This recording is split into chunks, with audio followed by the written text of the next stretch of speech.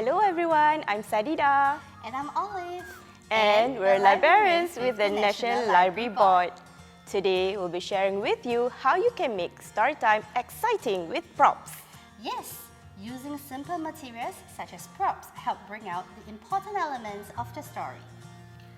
Our first story, Telephone by Mac Barnett, is a play on the popular broken telephone game.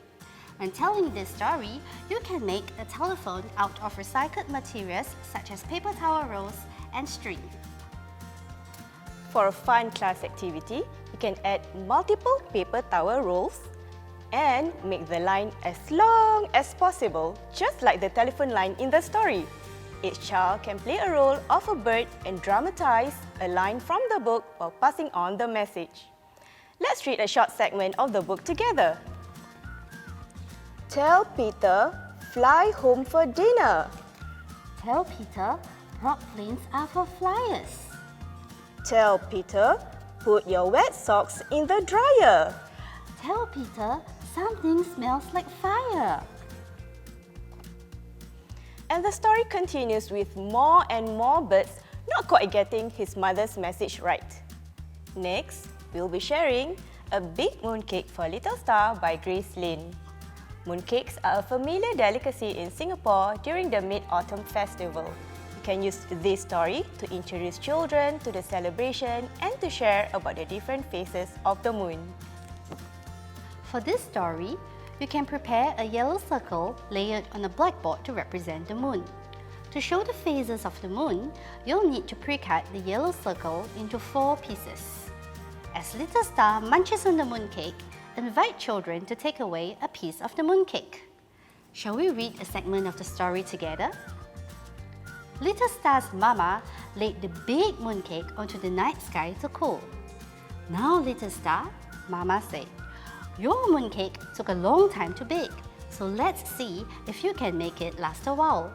Can you remember not to touch this big mooncake until I tell you to? Yes, Mama. Little Star said, nodding. Do you think Little Star kept her promise? Well, you guessed it.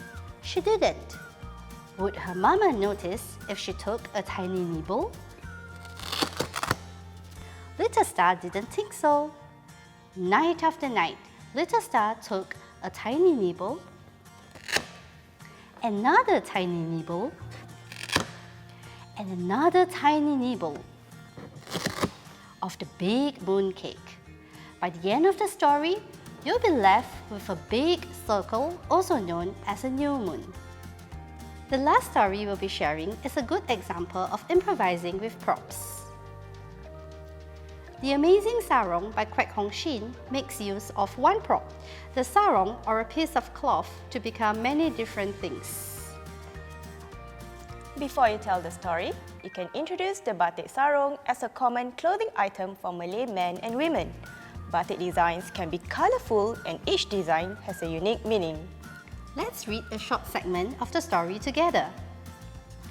Nora's mother has a batik sarong that was handed down to her by her grandparents.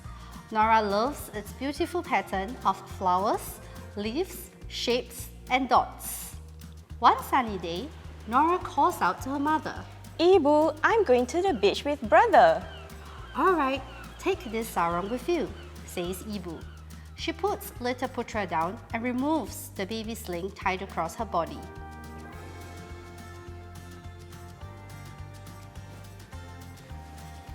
Nora and her friends find many creative uses for the sarong, such as a blindfold, a tug-of-war rope, and finally as a blanket. If you liked The Amazing Sarong, you can check out the other titles from this local series. Each story features an item from the respective culture, which is sure to spark some curiosity or nostalgia in readers. Let's recap the different tips we learned when using props for storytelling. Use props to help bring out important elements of the story. Be resourceful and make use of recycled materials to create your props. Create props that allow the audience to participate as well. Use one item and improvise it to become many different things. We hope that you gained some tips and inspiration on how to make your stories come alive. See you around in our libraries!